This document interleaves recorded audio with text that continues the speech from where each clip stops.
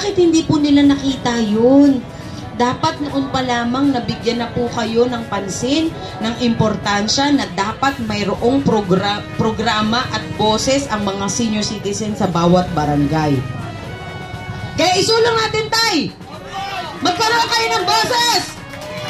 Hindi lamang boses, kundi magkaroon kayo ng malusog na pangangatawan at isip na dapat kayo po ay tulungan sa lahat ng programa! At dahil po dyan, aawit po ako. Siya po ay ipinanganak noong June 22, 1977 dito po sa Manila.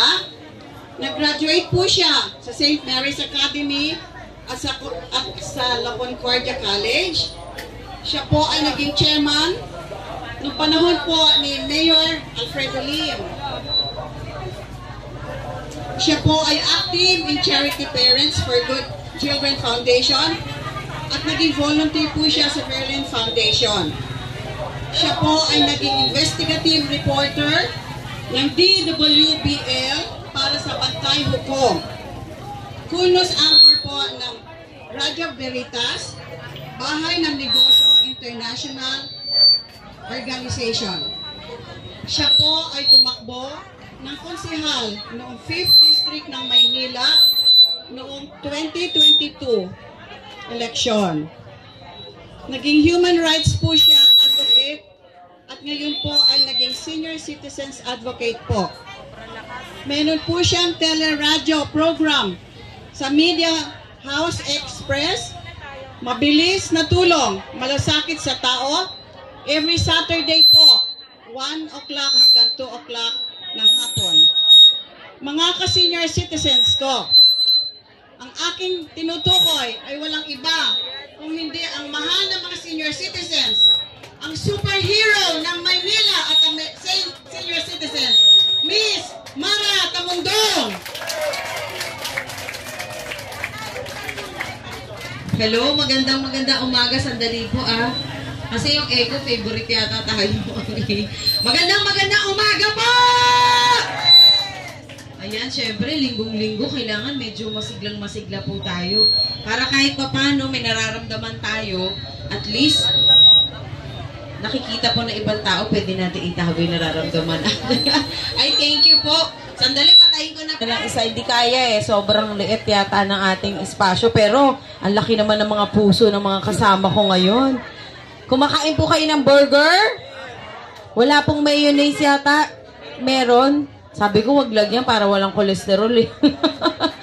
Pero syempre, yan naman po ay pang merienda lamang para sa inyo. Ako naman po natutuwa, yung mga ganitong pagkakataon na tayo po ay makakatulong para suportahan po yung mga programa, lalong-lalo na po para sa ating mga senior citizen. Kasi alam na alam ko naman po yung pakiramdam ng isang senior citizen dahil ako nga po ay may mama pa, may papa, na walang ginawa kundi sabihin, anak, ano ba naman tong ating gobyerno? Wala man lang benepisyo para sa mga senior citizen.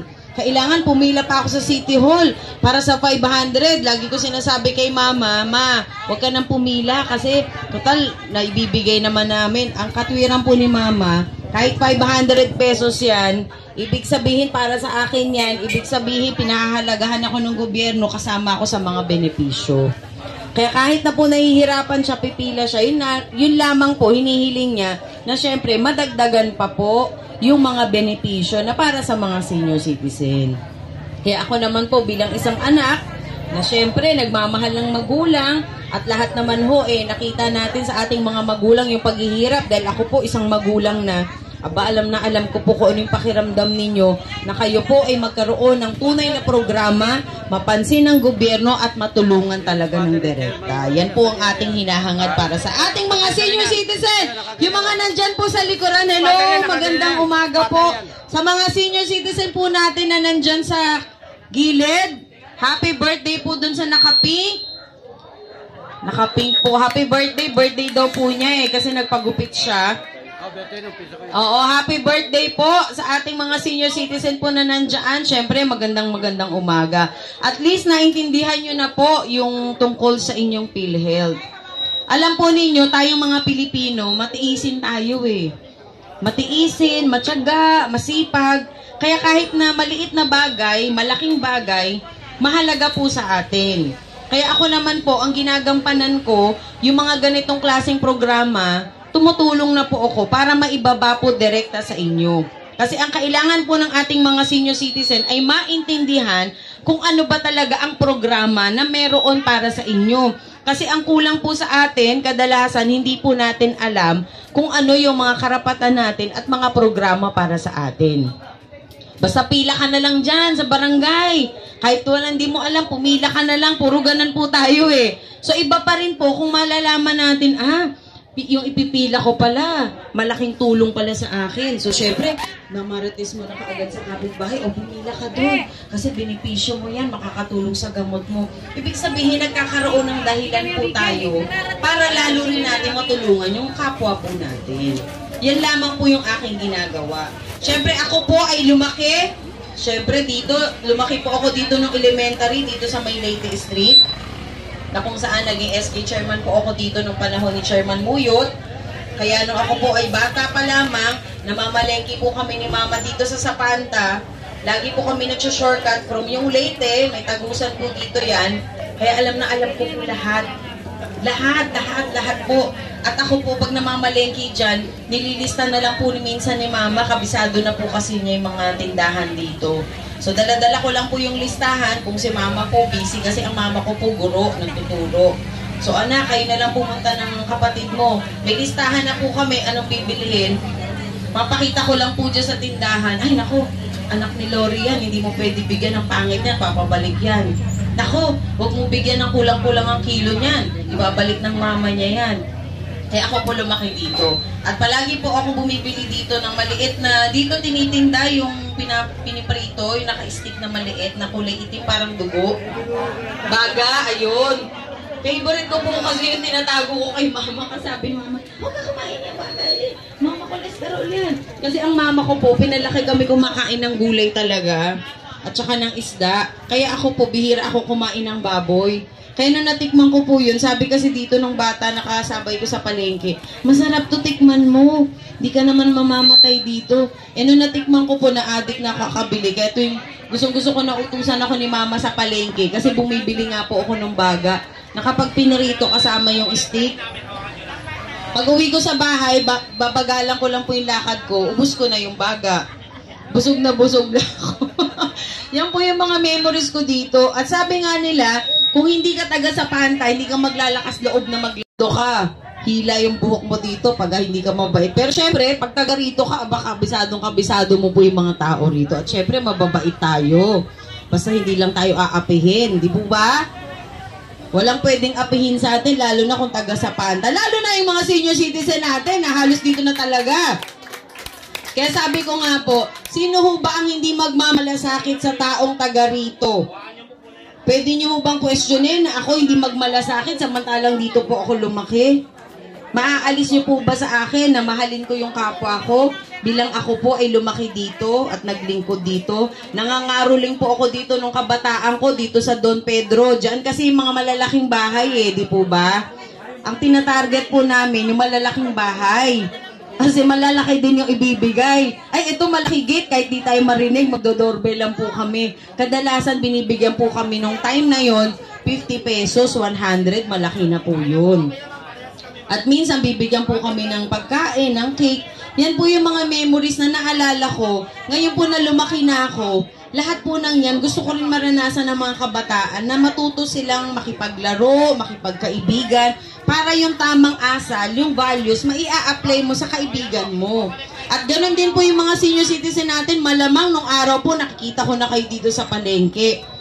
Siyempre, yun lamang, bata pa po ako nun maputing-maputi po ako nung bata kasi minsan lang po ako lumabas. Pero anyway, eto naman po, naikwento ko lang, para masabi po ninyo, si Mara taga rito pala yan.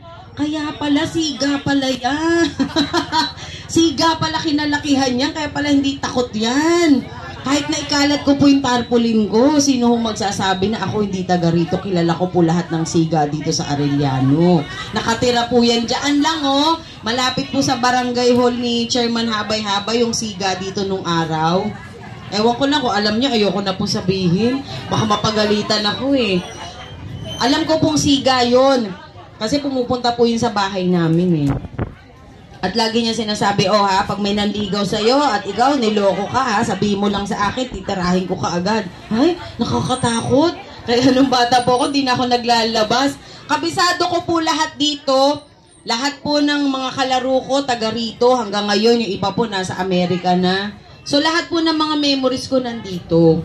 Kaya siguro nagtataka po kayo, sino ba tong Maratamundong baba ng baba dito? Bigay ng bola. Punta sa mga barangay. Bigay ng burger. Yan na po ang sagot sa tanong ninyo. Dahil ako po ay taga rito. At hindi po ako natatakot dahil isa na rin po akong siga dito sa Sapanta noong araw. Siyempre, para sa ating mga senior citizen, dapat maging masaya tayo. Dapat pag-aangin po natin yung buhay natin. Na kahit ano pong problema ang pinagdaraanan natin, lahat po ng yan ay pansamantala lamang at lahat po ay may solusyon. Basta nandyan po ang ating Panginoon na hindi po nawawala sa atin. Yan din po ang lagi kong dinadasal. Na siyempre, ibaba yung direktang benepisyo para sa ating mga senior citizen. At dapat, hindi na po kayo nahihirapan. Dahil kung kayo pahihirapan nila, ako po ang makakalaban nila. Diba, Tay? Oh, naniwala na si Tatay eh. Ay, oo. Eh, taga Sapanta pala yan eh. Siga pala yan eh. Siyempre, diba, Tay? Sino ho ba magtatanggol sa inyo kundi taga rito rin? Sino ho unang magmamahal sa inyo? Alangan namang magmahal sa inyo doon sa malayang-malayang lugar. Siyempre, yung taga rito rin po. Kaya lang, yung pagmamahal po kasi hindi mawawala kung talagang tunay kang nagmamahal ng kapwa. Kaya para sa ating mga senior citizen, lahat po ng programa, ibaba po natin. Ako naman po ay narito. Isa po akong politician o hindi, wala po akong pakailan, basta ako po ay bababa para makatulong po sa ating mga senior citizen. Hayaan na po natin sa kanila yung maging politiko sila. Basta tayo po, normal na tao na totoong naglilingkod, nagbibigay ng malasakit at pagmamahal sa ating kapwa. Yun naman po ang pinakamahalaga sa lahat. At ako naman po, tinatawag nga nila raw akong superhero. Sabi ko, baka mahirap panindigan po yan. Pero lahat naman po ng paraan ay ginagawa ko para ako po talaga ay totoong makatulong. Dahil sabi ko nga po, ayoko naman tumanda na puro problema na lang. Kaya gusto ko po habang bata pa po ako, masolusyonan na natin yung problema ng mga senior citizen para pag dumating po ako sa edad na senior citizen, ngingiti na lang ako at sasabihin ko, wala na tayong problema, meron tayong PhilHealth, meron na malaki na yung ayuda natin, isulong natin yung 2,000 kada buwan para sa mga senior citizen, magkaroon kayo ng sariling lugar. Lahat po ng yan ay talagang gagawin po natin. At kapag hindi ko po nagawa, saka po kayo magalit sa akin. Pero for the meantime, tulungan nyo rin po ako na matupad lahat ng programa. At ito po ay inaalay ko lamang para sa inyo. At ako po bilang isang magulang na at darating po sa edad na senior citizen kasi 45 years old na po ako, so 15 years na lang. Aba, sabi ko nga po kahapon sa aking teleradyo program, kasi meron akong teleradyo program every Saturday 1 to 2 p.m. Bago ka pala tumungtong sa senior citizen, napakarami mo ng pinagdaanan. Isipin po ninyo, araw-araw po kayong humaharap sa buhay, naglilingkod sa pamilya, nagpapakain, nagpapaaral, pati yung sarili pinoproblema, pati problema ng anak, nag-asawa na, pinoproblema nyo pa rin. Bago pala po ako makarating doon, bago ko masabi ako isang senior citizen na pagtungtong ng 60, ang dami nyo na palang pinagdaanan. Eh bakit hindi po nila nakita yun? Dapat noon pa lamang nabigyan na po kayo ng pansin, ng importansya na dapat mayroong programa at boses ang mga senior citizen sa bawat barangay. Kaya isulong natin, Tay! Magkaroon kayo ng boses! Hindi lamang boses, kundi magkaroon kayo ng malusog na pangangatawan at isip na dapat kayo po ay tulungan sa lahat ng programa! At dahil po dyan, aawit po ako ng isang nakakalungkot na awitin. Joke lang. Pero aawit po ako ng isang awitin. Depende po kung gusto nyo awitin ko yung inaawit ko madalas. Opo, gusto nyo po ba yun? Alam po ninyo, yung pag-awit ko po na yan, hindi ko po yan pinlano. Dahil nung nasa food feeding program po ako, marami mga senior citizen na nakatayo. Sabi ko, ano ba ireregalo ko sa mga senior? So, nung inawit ko po itong kanta na to, natuwa naman ako kasi yung mga senior, luha po ng luha. Ang sabi ko, naku, na-offend ko ata sila tatay kasi kinanta ko kahit maputi na ang buhok mo. Eh sabi naman ni tatay, hindi iha, naluha lang ako kasi naalala ko nung kabataan ko, yung mga pinagdaanan ko bago po ako tumungtong ng senior. Naiyak ako dahil ganun na pala kalaki din yung pinagdaanan ko para mapunta ako sa edad ko ngayon. Kaya ito pong aawitin ko ay awitin lamang po ng isang pagmamahal ng magulang para sa kanyang anak at ang anak para sa kanyang magulang.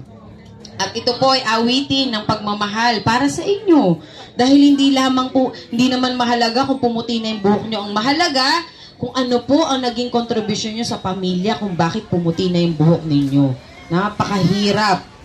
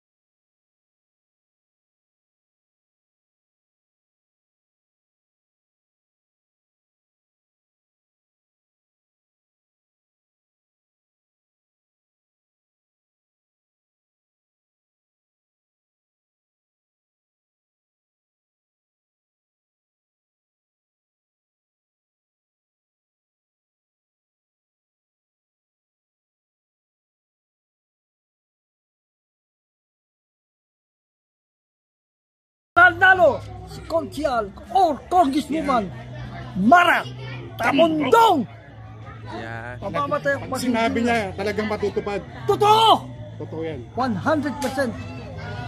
Yan, so, Maraming salamat po kay Sir Tony. Papilito ni Sir Tony. Sikreto tayo. Pabihan niyo na po yun. Hindi, siyempre kasama sa... Oo, basta mamara lang. Bilib ako sa inyo, tatay, dahil talagang... Huwag kayo bibilit. Talagang ginagawa yan. Huwag kang bibilit. Ako'y bumibilit. Ginagawa yan. Yan.